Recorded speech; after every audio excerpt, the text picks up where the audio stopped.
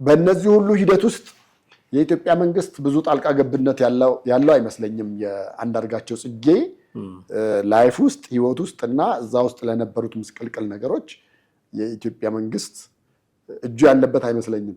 ለዛ ነው አንዳርጋቸው በምን አንጀቱ ነው የኢትዮጵያ መንግስት ተነስቶ የሚወቅሰው የሚከሰው? መንግስትን መጣል ይችላል ቲፒኤልኤፍ ብለህ ካመንክ ማድረግ ይችል አላደረገውም ማድረግ ይችል ነበር ብሎ መናገር አንድ ነው። በተወሰኑ ጉዳዮች መንግስት አሸንፎ መለሰው ሌላ ጉዳይ ነው። አድርጎት ቢሆን ኖሮ መንግስት እኮ አይኖርም ነበር። ምን መሳሪያ እንደያዘ ምን እንደታጠቀ የትኛውን የምሽግ ቦታ እንደያዘና አካባቢዎቹን እንደተቆጣጠረ የሆነ ታይም ላይ ግልብጥ ብሎ ሲመጣ ነው እንጂ ላታውቀው ትችላለህ። ልክ ከዛ ከገባ በኋላ መንግስት እንዴት እንዲኖር ይጠብቃል? አንዳርጋቸው ጽጌ ትልቅ እኮ ፖለቲከኛ ነው። እውነት ያስቆመው የጠቅላይ ሚኒስትሩ ዘመቻ ነው ወይንስ ምን ስለተደረገ ነው ህወሓት የተመለሰው?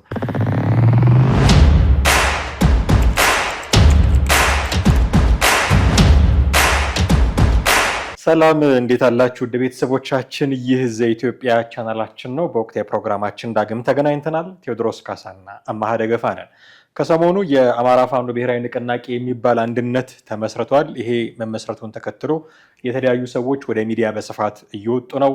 እነ ጌታ አስራደ፣ እነ ተፈራ ማሞ፣ እነ ኢንጂነር ይልቃል ጌትነት እና አንዳርጋቸው ጽጌ ወደ አደባባይ ወጥተው በርካታ ነገሮችን እየተናገሩ ነው። የተወሰኑትን ሰዎች ንግግር እዚህ አምጥተን ጥቂት ነገር ልናነሳበት ወደናል። በዚህ ርዕሰ ጉዳይ ላይ ነው ዛሬ የምንነጋገረው። እስከ ፕሮግራማችን ፍጻሜ ድረስ አብራችሁን ትቆዩ ዘንድ የአክብሮት ግብዣችን ነው። ከኛ ጋር ሆኑ። ቴሪ እንዴት ነህ? ሰላም ነው። ስሞችን እናነሳለን። ዛሬ ስሞችን እናነሳለን። የተናገሯቸውን ነገሮች እናነሳና ይባላል ልክ ነው እንዴት ነው የሚሉትን ጉዳዮች ነው የእኛን ሪፍሌክሽን እያስቀመጥን የምንሄደው። ከአቶ አንዳርጋቸው ጽጌ ብንጀምር ደስ ይለኛል። አቶ አንዳርጋቸው ጽጌ የአፋብን መመስረትን አስመልክቶ ቆይታ ነበረው አንድ የዩቲዩብ ቻናል ላይ። ከዚህ በኋላ የፋኖ አንድነት የመንግስትን ኃይል ኒውትራላይዝ ያደርጋል የሚል ንግግር ሲናገር ሰማ ነው እና እንደውም ወያኔም ራሱ አድርጎታል። ደብረ ሲና እስከ መምጣትም ደርሶ ነበረ። የኤርትራ መንግስት አግዞት ባይመለስ ኖሮ ወደ ቦታው ባይመለስ ኖሮ አድርጎታል ወያኔም። ወያኔ ያደረገውን ደግሞ ፋኖ አይከብደውም። ስለዚህ አሁን አንድ ስለሆኑ የፋኖ ኃይሎች የመንግስትን ኃይል ኒውትራላይዝ የማድረግ አቅም አላቸው የሚል ግምገማን ያስቀመጠው። በዚህ ልክ መገምገም እንችላለን የፋኖ አንድነትን። በዚህ ልክ መገምገም ይቻላል የሚል እምነት የለኝም እኔ ደግሞ። ምክንያቱም አሁን አለ እንደሚባለው አንድነቱ ተጠናክሯል፣ በፊት ከነበረው አሁን ተሰባስበዋል፣ ተወያይተዋል ምናምን ተብሎ በሚባለው ልክ አለ ከተባለ የቱ ጋር ነው ያለው? የትኛውን ወረዳ ነው የሚያስተዳድረው? የትኛውን ዞን ነው የሚያስተዳድረው? የትኛውን አካባቢዎችስ በቁጥጥር ስር አድርጓል? የትኛውን ከመንግስት ይዞታ ውጪ ሆኖ በሱ ይዞታ ስር እንዲሆኑ አድርጓል? የሚሉ ጥያቄዎችን ስትጠይቅ ነው የዚህን ምላሽ ማግኘት የምትችለው። የትኛውም ጋር በዛ ደረጃ አላየም። እንደውም እኔ ከሸዋው ፋኖ ይልቅ በተወሰነ መንገድ የሸዋው ከጎጃሙ ይልቅ የሸዋው በተወሰነ መንገድ የተወሰኑ ዞኖችን የተወሰኑ አካባቢ ወረዳዎችን የተወሰኑ አካባቢ ይዞ እያስተዳደረ ነው የሚል የሰማነው ነገር አለ። በመረጃ ደረጃም እንደዚህ ወጡ አሉ። እነሱን ነው ማየት የምትችለው እንጂ ከዛ ባሻገር ዋናው ፋኖ አለበት የሚባለው የጎጃም የሌላ የጎንደር የወሎን ምናምን ነገር እዛ አብሮ ተያይዞ ህብረት ፈጠረ ብለህ የምትለውን የትኛውን አካባቢ ይዘዋል፣ የትኛውን አካባቢ እያስተዳደሩ ነው፣ የቱ ጋ ነው ያሉት ብለህ ስትል እዚህ ጋ ነው ተብሎ አንድ ሊነገር የሚቻል እንኳን ቦታ በሌለበት ሁኔታ እንዴት ነው በዛ ልክ አግዝፎ ትልቅ አድርጎ ማየት ማሰብ እንዴት ነው መሆን ይችላል ብዬ አላስብም። እና ተቃራኒ አንዳርጋቸው ከተናገረው በተወሰነ መንገድ ተቃራኒነት አለው ብዬ አስባለሁ። በእርግጥ አንዳርጋቸው ያው እነዚህ በፕሮፓጋንዳ ንግግሮች እና አነቃቂ ነገሮች ላይ ጥሩ ነገር አለው ብለህ ልትል ትችላለህ። ባክግራውንዱን ስታይ በዛ ደረጃ ልታስብ ትችላለህ። ከዛ በዘለለ ግን የጦር ስትራቴጂ ብለህ የምትለው ነገር ላይ ኤርትራ በረሃ ነበረ። በእርግጥ ኤርትራ በረሃ እያለ አላዋጋም አልተዋጋም፣ ግን ደግሞ ለውጊያ የሚያስፈልጉ ነገሮችን ግብአቶችን ደግሞ ከገንዘብ ጀምሮ እዛ በረሃ ውስጥ እንጨት ሲፈልጥ ምናምን የተነሳቸው ፎቶዎች እንደውም ሶሻል ሚዲያ ላይ ራሱ ነበሩ አይደለ? ተላልፎ ለወያኔ እስከሚሰጥ ድረስ ማለት ነው። እና እነዛን ነገሮች ስታያቸው ይሄ ሰውዬ በዛ መንገድ ሄዷል። ግን በሌላ በኩል ደግሞ የኢትዮጵያ መንግስት ላይ ተስፋ 100% ቆርጧል ወይ ብለህ ማለት ደግሞ ይከብዳል በአንድ በኩልም ስታስበው። ምክንያቱም ለውጡ ሲመጣ መጀመሪያ ከመጡትና እዚህ ኢሳትን ካቋቋሙት በጣም ከፍተኛ ወጪ ነው። አንድ ህንፃ ላይ ሙሉ ፍሎር ይዞ በጣም በከፍተኛ ወጪ የተሰራ ሚዲያ ይዞ ይንቀሳቀስ የነበረ ሰው በተወሰነ ነገር ባለ ግጭት ሄዶ ከዛ በኋላ ግን መልሶ ከፋኖ ኃይሎች ጋር ሆኖ ምናልባት አንዳንዴ ዳያስፖራ ስትሆን ምን አይነት ነገር አለ መሰለ፣ ኒውትራል ሆነ መቆየት አትችልም። ገለልተኛ ሆነ ከማንም ሳትሆን አንዱን መደገፍ አለብህ። በቃ አንዱን መደገፍ ግዴታ ነው። አንድም ለወረቀት ለፔፐር ነው፣ ሁለተኛም ደግሞ ለገንዘብህም እሱ ነው የሚበጀው እኮ ያው ኢንከምን ነው ያመጣላል። በሌላ በኩልም ደግሞ እዛ ያለው ሁሉም ተቧድኖ ነው የምታየው። ሁሉም ቡድን መስርቷል። አንዳንዱ ከኢትዮጵያ መንግስት ጋር ነው፣ አንዱ ከኦላ ጋር ነው፣ አንዱ ከፋኖ ጋር ነው፣ አንዱ ከህወሓት ጋር ነው፣ አንዱ ከኤርትራ ጋር ነው። እንደዛ ሆኖ አንድ ምግብ ቤትም ተገናኝተ ምግብ ቤቱ ራሱ ሌብል ሊደረግ ይችላል።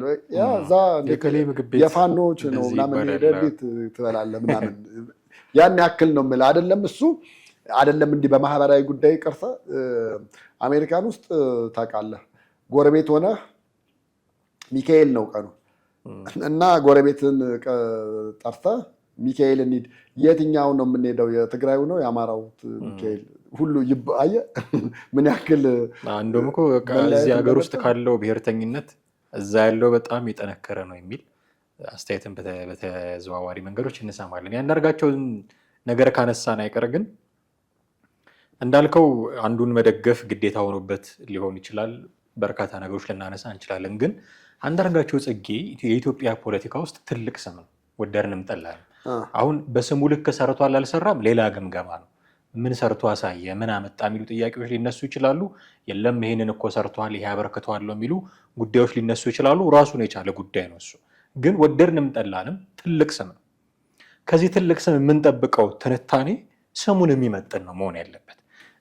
እንደ መንደር ጎረምሳ እንዲያወራ አልጠብቅም። ሆን አንዳርጋቸው ጽጌ ይሄን ያስባለኝ ምን መሰለ፣ ቲፒኤልኤፍም አድርጎታል ምናምን ካለ በኋላ ቲፒኤልኤፎች እኮ ያው ቲዲኤፍ ህዋቶች ነው እያለ የሚያወራው አዲስ አበባ ገብተው የቴሌቪዥን ጣቢያ ተቆጣጥረው የሬዲዮ ጣቢያ ተቆጣጥረው አየር ኃይሉን ተቆጣጥረው ቢሆን ኖሮ አለ መንግስት እኮ አይኖርም ነበር አለ።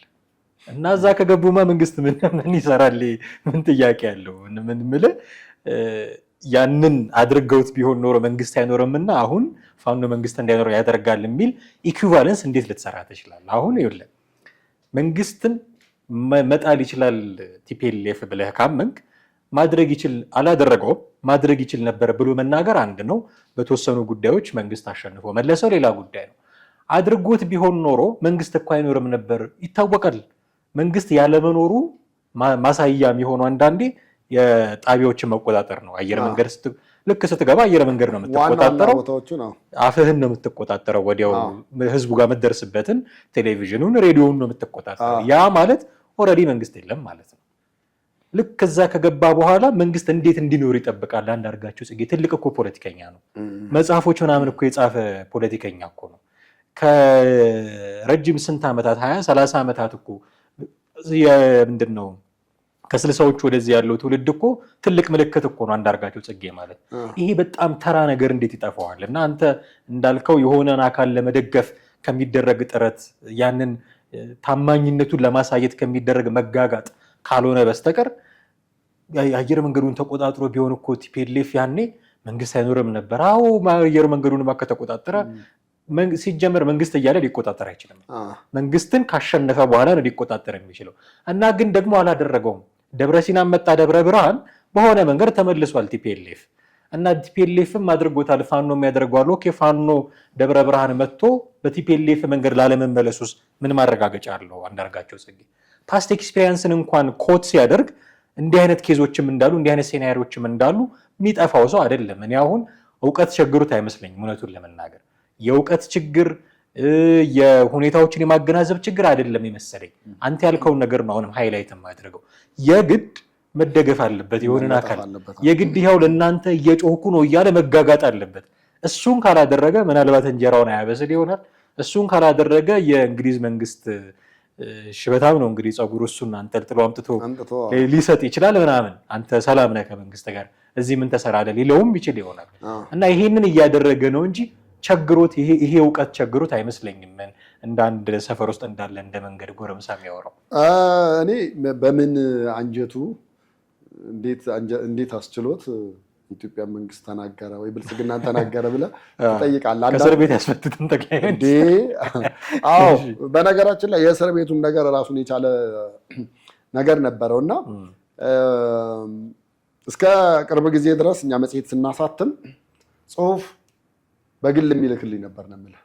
በግል የሚልክ ነበረ፣ እንድናውጣለት ይፈልግ ነበረ እዛ መጽሔቱ ላይ ፕሪንት እንድናደርግለት እና ያን ጊዜ የነበረው እሳቤ እንትን ነው የሆነ የመፍትሄ ሀሳብ የሚሰጥ ሰው ነበረ። ጽሁፎቹን አይቻቸው ነበር፣ አንብቤያቸው ነበር የሚወጡት እና ሳነባቸው አብዛኞቹ አሁን ያለው ለውጥ እንዳይቀለበስ የኢትዮጵያ መንግስት በዚህ መንገድ መሄድ አለበት እያለ እንትን ይሰጥ የነበረ ሰው ነው እና እኔ በዛ ደረጃ ጠይቄው ነበረ።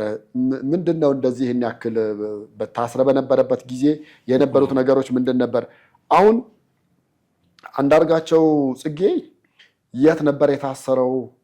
የትኛው እስር ቤት ነበረ የነበረው የሚለው ብዙዎቹ በጣም የተለያየ መላምት ነበር የሚያመጡት።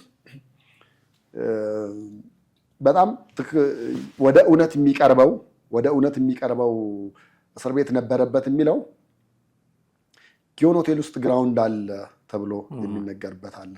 የትኛው ጋር? ወደ ቤተ መንግስቱ ጫፍ ጋር ያለችው ጋር የመጨረሻዋ ክፍል ጋር። አሁን ከሱ ጋር ውይይት ከሱ ጋር እንደዚህ በሻይ ቡና ሲወራ ያ ቦታ መሆኑን በምንድን ነበር የምታውቀው ተባለ። በምንድን ነበር የምታውቀው? አይኑን አስሮት ነው የሚወስዱት። አይደለም የዛች ሆቴሏ ደረጃ መውጫዋ በጣም ጠባብ ነች። አይንን ትታሰራለህ። ደረጃ መጠን ምረግጣትን መጠናን አንደኛ ተደጋጋሚ ከመሆኑ የተነሳ እሱን አንደኛ ያዝልኛል። ሁለተኛ መወጣጫዋ እንደዚህ በእጅ በግራ በኩል ይዘህ እንዳትወድቅ የምትወጣባት እሷን። ሶስተኛ እሷን ይዘህ በዚህኛው እጅም ስትዘረጋ ግድግዳው ልትነካ ትችላለህ፣ ጠባብ ከመሆኑ የተነሳ ማለት ነው።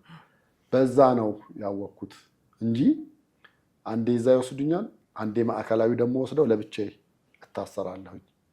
በነዛ ሁኔታ ውስጥ እነዛ እስር ውስጥ ነበር የነበርኩት ነው እና በነበረበት እስር ውስጥ ታስታውስ እንደሆነ እንግዲህ የዛን ጊዜ ሼህ አላሙዲን ናቸው ከፍተኛ ገንዘብ በጀት በጅተው እሱ እንዲያዝ አደረጉ የተባለው። ሼህ አላሙዲን ለወያኔ ያን ያህል ገንዘብ መድበው አንዳርጋቸው ጽጌን ካስያዙ በኋላ ህወሓት አንዳርጋቸው ከተያዘ በኋላ እረፍት እንደሚያገኝና ቁጭ ብሎ እንደሚተነፍስ ነበር እያሰበ ያለው። ግን ነገሮች በዛው ልክ ከዛ በላይ ነበረ እየባሱ የነበረው ማለት ነው። አንዳርጋቸውን ሲጠይቁት ይነግራቸው የነበረው ሙሉ ለሙሉ ኤርትራ ውስጥ ስለነበራቸው ቆይታ ነው። እሱ ወደ ኤርትራ ሊሄድ ሲል ነበር የተያዘው በየመን አየር መንገድ ላይ እና ኤርትራ ውስጥ ያለውን ነገር ነው። አሁን ኢትዮጵያ ውስጥ ያለው ነገር በዛን ወቅት የነበሩ ደህንነቶች የሚጠይቁት ጥያቄ ነበረ። በድብደባም በምንም ለማሳመን እየሞከሩ ማለት ነው። ኢትዮጵያ ውስጥ ካሉት ከነማ ጋር ትገናኛለህ የሚል ጥያቄ ነበረ። ኢትዮጵያ ውስጥ ካሉት ጋር እኔ ከማንም ጋር አልገናኝም፣ እኔ ዳያስፖራው ብቻ ጋር ነበር ያለሁት ነበር የሚለው። እንግዲህ አንዳርጋቸው እነዛን ሁሉ ጸዋትወ መከራዎች ካሳለፈ በኋላና መጨረሻ ላይ እዚህ ከተለቀቀ በኋላ የነበረው አቀባበልና አይተዋል። ጠቅላይ ሚኒስትሩ በግል አነጋግረውት ነበረ። ከዛ ባለፈም ኢሳት ሲመሰረት የነበረችው ትንሽዬ ይሄን የሚያክል ስቱዲዮ የነበረ ነበር። ከዛ በኋላ ሙሉ ሲሆን እሱ ከፍተኛ ገንዘባቸውን ኢንቨስት ካደረጉ ሰዎች አንደኛው አንዳርጋቸው ነው።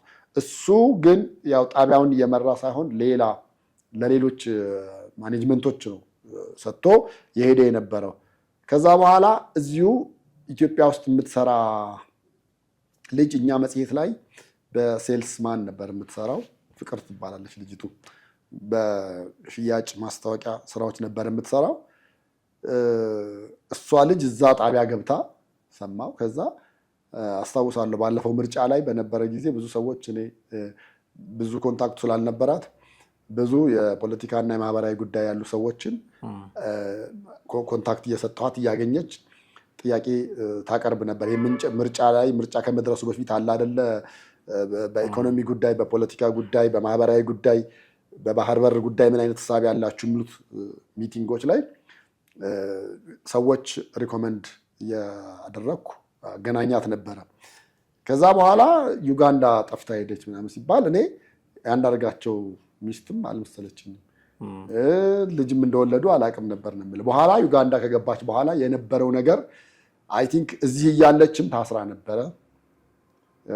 የታሰረችበት ምክንያት እንግዲህ የሰማሁት በኋላ ኢሳት ለሁለት ተከፈለ። አንዳርጋቸው ጽጌ ያለበትና የሌለበት። አንዳርጋቸው ጽጌ የሌለበት ቡድን አንዳርጋቸውን ለመጉዳት የአንዳርጋቸውን ባለቤት ታርጌት አደረገና እሷ ላይ ጫና ማሳደር ጀመረ። አሳስረዋትም አስይዘዋትም ነበር። ከዛ በኋላ ነው እንግዲህ ዩጋንዳ ከሄደች በኋላ ፕሮሰሶቹ አልቀውላት ወደ እንግሊዝ ለመሻገር የቻለችው። በእነዚህ ሁሉ ሂደት ውስጥ የኢትዮጵያ መንግስት ብዙ ጣልቃ ገብነት ያለው አይመስለኝም። የአንዳርጋቸው ጽጌ ላይፍ ውስጥ ህይወት ውስጥ እና እዛ ውስጥ ለነበሩት ምስቅልቅል ነገሮች የኢትዮጵያ መንግስት እጁ ያለበት አይመስለኝም። ለዛ ነው አንዳርጋቸው በምን አንጀቱ ነው የኢትዮጵያ መንግስት ተነስቶ የሚወቅሰው የሚከሰው? ቤቲ እንዳለችው ደግሞ ማዳበሪያ ሙሉ ገንዘብ ተሸክሞ ከሄደ ተሰጥቶታል ተብሎ እሱን አላምንበትም። እኔ እውነት ነው ማለት ሳይሆን እንዲህ አይነት መረጃዎች ይኖራሉ። ግን ስታስበው አይ ቲንክ እንግዲህ እንግሊዝ የምትገበያየው ዶላር ሳይሆን ፓውንድ ነው። ፓውንድ ደግሞ ከዶላር ምን ያህል ቫሊዩ እንዳለው እናውቃለን። የኢትዮጵያን ብር በዛ ደረጃ የሆነ ቤቱን እዚህ ያለው ሸጦን ለማስለቀቅ በማዳበሪያ ብር ተሸክሞ ነው የሄደው ያለችው እሷ። ከእሷ እናቅም ብለን እናልፈዋለን። ግን አንድ ሌላ ያስገረሜን ነገር ያነሳው ምንድን ነው፣ ፋኖ ደብረ ብርሃን ሳይደርስ አዲስ አበባ ውስጥ ህዝባዊ እምቢተኝነት ይነሳል ብሎ ቃል በቃል ተናግሯል። ወደ አዲስ አበባ መጥቷል። የእሱ አስተያየት ማለት እንችላለን ብዬ ነው። እዚህ ላይ ህዝባዊ እምቢተኝነት ይነሳል ብለህ ትጠብቃለህ? አዲስ አበባ ውስጥ አልገምትም፣ መቼም አይነሳም። ለምን? የአዲስ አበባ ህዝብ በነገሮች የበቃው ይመስለኛል። ለምን መሰለህ? በዚህ ጉዳይ አንድ ሁለቴም ወቀሳ ደርሶብናል ነው የምልህ። ነግሬህ ከሆነ ለውጡ ሊመጣ አካባቢ ባህር ዳር፣ ሌሎች ከተሞች በጣም ከፍተኛ የሆኑ እንቅስቃሴዎች ነበሩ፣ ተቃውሞዎች ነበሩ፣ ጎማ ማቃጠል፣ ሌሎች ነገሮች ነበሩ። ከዛ የአማራው ህዝብ አንድ ሆኖ ነበረ፣ የኦሮሞም ህዝብ አንድ ሆኖ ነበረ።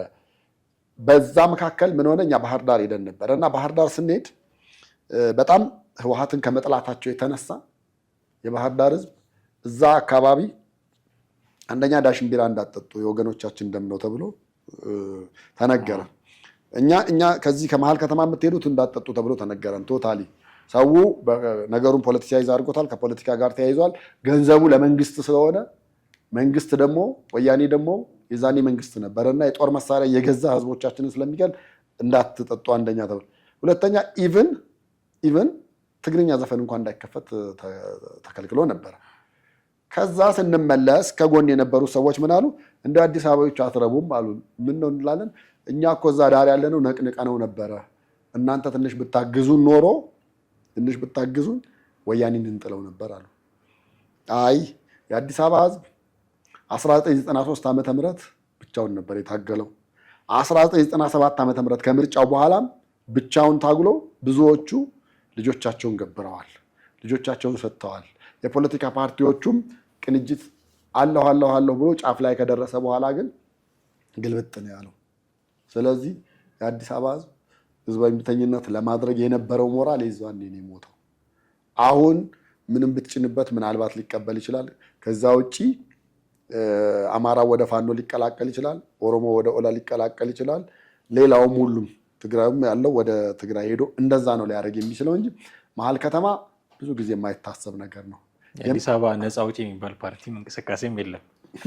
በዛ አንጻር ካየ ነው። ኤኒዌይስ አንዳርጋቸው ጽጌ እንዲህ አይነት ሀሳቦች አንስተዋል። ሌላው ሀሳብ ያነሱት ሰው አልፍ እያልን አንድ ሁለት ሀሳቦች እንድናነሳ ብዬ ነው። ብርጋዴር ጀነራል ተፈራ ማሞ ናቸው።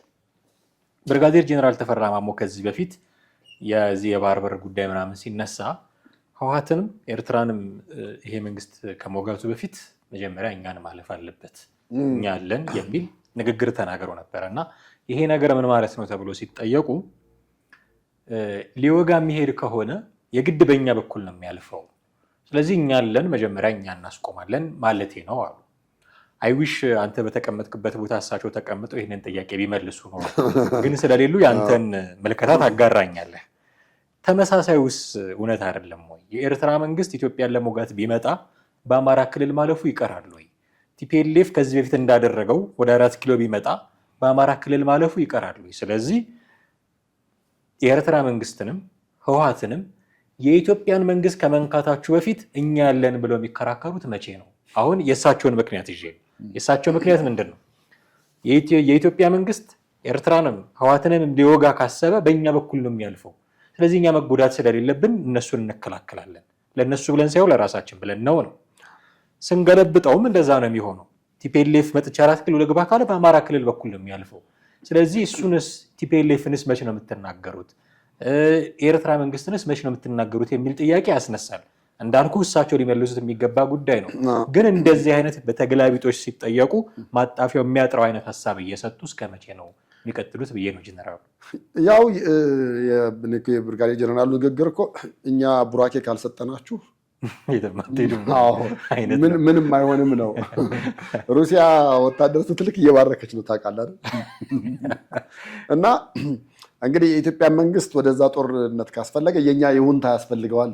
የኛ ይሁንታ እኛ መንገዱን ካልፈቀድንላችሁ ካልለቀቅንላችሁ የማርያም መንገድ ካልሰጠናችሁ ማለፍ አትችሉም ነው አለን ነው። እኛ ስላለን እኛ ወደዳችሁም ጠላችሁም የኛ ይሁንታ መኖር መቻል አለበት። አንደኛ። ሁለተኛ እኛም ኃይል አለን። እኛ የኃይል ሚዛኑን የምናስጠብቀው እኛ ነን የሚል ነው። አትናቁን ነው እኮ አሁን የትልልቆች የኃይል ሚዛኑ በእኛ እጅ ነው ያለው ነው። አሁን ጦርነት ከተፈጠረ የሀገራት ጸብ ነው የሚሆነው በኤርትራና በኢትዮጵያ እና ፋኖ ኢዚ ኢሜንት ነገር በዛ መሀል ከአንዱ ጋር ሊለጠፍ ይችል ይሆናል የሆነ ሚዛን ለማግኘት እና አለን እንዳልከው አለን ይሁን ነው። ግን ደግሞ የኢትዮጵያ መንግስት ኤርትራን ቢወጋ አያድርገው እና እንደው ቢወጋ እግረኛ ወታደር በሸዋ በኩል ይልካሉ ብዬ መጠየቅ አለብናል። ትላንት ጎበኛቸው ያልኳቸው አንተ እኔ አልጎበኘው ጎበኛቸው ያልካቸው የጦር አውሮፕላኖች የሚሰሩት እነሱን የማስቆም ብቃት አላቸው ወይ እነ ተፈራ ማሞ የሚል ጥያቄ ማንሳት ያስፈልጋል። አይ የኃይል ሚዛኑ በእጃችን ያለውና እኛ እንደፈለግን ወደፈለግነው አቅጣጫ ልናደርገው ስለምንችል መጀመሪያ ከኛ ጋር ብትስማሙ ይሻላቸዋል አይነት ሜሴጅ ነው ብዬ ነው ማምነው። ምክንያቱም ያው መሀል መንገድ ላይ ስላሉ ከዛ የሚመጣውንም ብሎክ ማድረግ እንችላለን። ከዚህ የሚያልፈውንም እግረኛውን ምናልባት በዛ መንገድ ሊያደርጉ ይችሉ ይሆናል። እግረኛውን እሱም በተወሰነ መንገድ ያው አለ አይደለ የሆነ ከተማ ስትሄድ የተወሰነ ኮረኮንች መንገድ ሊያጋጥም ይችላል። እንደዛ እንደምታልፈው አይነት ነገር ሆኖ ነው እንጂ አንደኛ ያን ያክል ስጋት ይሆናል ብዬም አላምንም አላስብም። ምክንያቱም በዛ ጦርነት አንተ እንዳልከው አያርግባቸውና ቢጀመር እዚህ መንገድ ላይ ያለውን ነገር ለማስቆም ወይ ደግሞ ለማሰናከል ምናምን ቢሞክሩ እዚህ ጋር ነው ያሉት። ስለዚህ ለኢትዮጵያ መንግስት መስመር ስተውታል ማለት ነው። እዚህ ጋር ነው ያለ ነው። ስለዚህ እንጋጠምና መጀመሪያ ከኛ ጋር ይለይልህና ከዛ በኋላ ታልፋለህ አይነት ነገር ሊሆን ስለሚችል እንደዛ አይነት ነገር ራሳቸውንም ለጥቃት የማጋለጥ አይነት ነገር ይሆናል ብዬ ነው የማስበው። በዛ ልክ ግን እውነት እንደተባለውስ የኃይል ሚዛኑ በእጃቸው ነው ወይ አድራጊና ፈጣሪም እነሱ ናቸው ወይ? እንደዛ ነገር ቢሆን ቡራኬ ሰጪዎቹስ እነሱ ናቸው ወይ የሚለውን ነገር ደግሞ ማንሳት ያስፈልጋልና እነዚህ ሁሉ ነገሮች ናቸው ብለህ ለማለት አይሆንም። ምናልባት እንደውም ስጋት ሊሆን ይችላል ብዬ የማስበው እኔ የህወሓት ብቻ ነው ስጋት ሊሆን የሚችለው። ምክንያቱም ምን መሳሪያ እንደያዘ ምን እንደታጠቀ የትኛውን የምሽግ ቦታ እንደያዘና አካባቢዎቹን እንደተቆጣጠረ የሆነ ታይም ላይ ግልብጥ ብሎ ሲመጣ ነው እንጂ ላታውቀው ትችላለህ። ልክ በፊት አንተ እንዳነሳው ከዛ መጥቶ እኮ እዚህ አዲስ አበባ መሀል አዲስ አበባ ሊገባ ጫፍ ላይ የደረሰ ነገር ነበረ። እሱንም ነገር እንግዲህ ወይ አንድ ቀን አንስተን እናወራዋለን። እውነት ያስቆመው የጠቅላይ ሚኒስቴሩ ዘመቻ ነው ወይንስ ምን ስለተደረገ ነው ህወሓት የተመለሰው? ስልጣን የመያዝ ፍላጎት ስለሌለው ነው የሚሉት ያሳምኑናል የሚለውን ነገር አንዴ እንደው እንትን ብናደርገው ደስ ይለኛል ብዬ አስባለሁ። ነገር ግን የነ ብርጋዴር ጀነራሉ እሳቤ እኛ ያለን ያለኛ ምንም ነገር ሊሆን አይችልም፣ ስለዚህ መጀመሪያ ከኛ ጋር ያለህን ነገር ጨርስ፣ ከኛ ጋር ያለን ነገር ሳትጨርስ ምንም ነገር ማድረግ አትችልም ብሎ ሜሴጅ ለማስተላለፍ ነው ሊሆን የሚችለው። ያ ደግሞ ምን ያህል ኃይል እንዳላቸው እንግዲህ በእርግጥ እነሱ ናቸው የሚያውቁት። ግን አሁን ባለው ሁኔታ እንደዛ እሱን ነገር ማድረግ ይችላሉ የሚል ሀሳብም ግምትም እምነትም የለኝም። አንድ የመውጫ ነጥብ እናንሳ ቴዲ። ፋኖ ላይ የሚነሳው አንዱ ጥያቄ እነዚህ እጅ ሰጥተው በድርድርም የመጡትም ሰዎች የሚያነሱት ከቲፒኤልኤፍ ጋር መስራት ጀምሯል፣ ፋኖ ከኤርትራ መንግስት ጋር መስራት ጀምሯል። በዚህ መንገድ ደግሞ የአማራው ጥያቄ ሊመለስ ስለማይችል ከመንግስት ጋር እኛ መስራት እንፈልጋለን ብለው የገቡ ናቸው እና ለምን እጅ ሰጣችሁ፣ ለምን ተደራደራችሁ፣ ለምን ገባችሁ ሲባሉ ሁሌ የሚናገሩት ይሄ ነው። የሰሞኑ ምላሽ ከፋኖ በኩል ውጭ ባሉት ሰዎች በተለይም የፋኖ ደጋፊ በሆኑ ሚዲያ ከፍተው በሚንቀሳቀሱ ሰዎች የሚሰጠው ምላሽ ለዚህ የትግሉ ተጠልፏል አይነት ጥያቄ የሚሰጠው ምላሽ መንግስት ራሱ ከቲፒኤልኤፍ ጋር እየሰራ አይደለም ወይ የሚል ነው። ታደሰ ወረደን የሾመው መንግስት ነው። ጌታቸው ረዳ እኮ ቲፒኤልኤፍ ነው፣ ጻድቃንም ቲፒኤልኤፍ ነው። ከነሱ ጋር ሲሰሩ ጽድቅ፣ እኛ ከነ ቲፒኤልኤፍ ጋር ስንሰራ ግን ለምንድን ነው ኃጢአት የሚሆነው የሚል በጥያቄ ነው የሚመልሱት። ነገሩ እኩል የሚታይ ነው ወይ ብለህ መጠየቅ አለብን ብዬ አስባለሁ። ፋኖ ከቲፒኤልኤፍ ጋር ሲሰራ እና የኢትዮጵያ መንግስት ከቲፒኤልኤፍ ጋር ሲሰራ አንድ ነው ወይ? አሁን አድሚት አድርገውታል ጉዳዩም ማለት ነው። መስራታቸውን አምነዋል ማለት ነው። እሱ ሲሰራ ጽድቅ፣ እኛ ስንሰራ ኃጢአት መሆን የለበትም ካሉ መስራታቸውን አምነዋል ማለት ነው። ስለዚህ እሱ ላይ አንከራከርም። አሁን ተሻግረን ሌላ ጉዳይ ነው የምናነሳው። መንግስት ስለሰራ እነሱ መስራት አለባቸው ወይ? መንግስት ሲሰራና እነሱ ሲሰራ ጉዳዩ በእኩል አይን ነው ወይ መታየት ያለበት? የተለያየ አይደለም ወይ ብዬ ነው። እሱ ጽድቅና ኩነኔ ሊሆነው የሚችለው የምትሰይመው ሁኔታ አካሄዱ ነው እንጂ የጥምር መፍጠራቸው ያን ያህል ችግር ይኖራል። ግን አካሄዱ ለምንድን ነው ዞሮ ለስልጣን ነው ሊሆን የሚችለው። ሌላ ምንም ጥያቄ የለውም። እኔ ህወሓትና ፋኖ አንድ ይሆናል መቼም ይሆናል የሚል ሀሳብ እንደውም ሌላው የአማራ ህዝብ አሁን የኔን ጉዳይ ይዞ የተነሳ የኔን ጥያቄ ይዞ የተነሳው ፋኖ ነው ብሎ ቢያስብ እንኳን ከህወሓት ጋር አንድ ሆነ የሚለውን ነገር ቢሰማ ክህደት እንደተፈጸመበት አድርጎ እንደሚናገር ነው የምጠብቀው። ሁላችንም የምናስበውም እሱ ነው። ምክንያቱም ህወሓት መጀመሪያ ሲነሳ ይዟት የተነሳችው የመጀመሪያው ማኒፌስቶ አሁን ድረስ የምትነሳና ማንም ሰው ልታጣጥለውም ልትክደውም ልትለውም የማትችለው ነው። ህወሓትና ፋኖ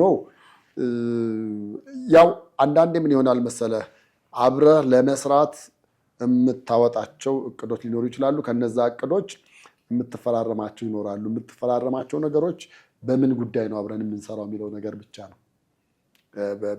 በጦርነቱ አብረን ለመሳተፍ ሁለታችንም ኃይሎቻችንን አብረን አድርገን የኢትዮጵያ መንግስት አሁን ያለውን መንግስት ለመጣል ነው የሚለው ድረስ ከሆነ በውስጡ ብዙ የሚይዙ ነገሮች አሉ። ከዛ ውጭ ግን ሁለቱን አንድ አድርጎ አስማምቶ ማኖር ፍጹም መሆን የማይችል ነው ብዬ ነው የማስበው። የማይችል ነው። አሁን ጌታቸው ረዳ እና ህወሓት ደግሞ ምንድን ነበር የምለው ኦሮማራ ጥምረት የማይሆን ነው። እንደውም የምን ምሳሌ ነበር ያመጡት? የእሳትና ጭድ ነው የሚሉት ጌታቸው ረዳ።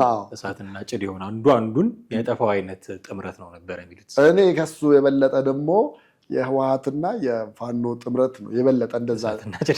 በጣም የበለጠ ሊሆን የሚችለው ሁለቱ እሱ ነው። በቃ ድንበር ነው የሚለያያቸው።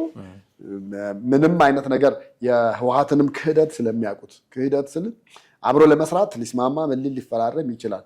ግን ትንሽ ቀረብ እያለ በመጣ ቁጥር ነገሮችን ሙሉ ለሙሉ ገልብጦ ወደ ራሱ ሊያደርግ እንደሚችል እና ከዚህ በፊት በነ ኢሃፓ በዛን ወቅት ከነበሩት የፖለቲካ ፓርቲዎችና ታጋዮች ጋር የነበረውን ክህደት የሚያውቅ ፋኖ አሁን ከህወሓት ጋር ተጣምሮ አንድ ሆኖ ይሰራል ምናምን ብለህ ማለት አትችልም። ያ ማለት 100% አይጣመርም ማለት አይደለም። ምክንያቱም ዞሮ ድንበር ነው፣ ጎረቤት ናቸው። ሁለቱም ደግሞ ተመሳሳይ ዓላማ ነው ያላቸው።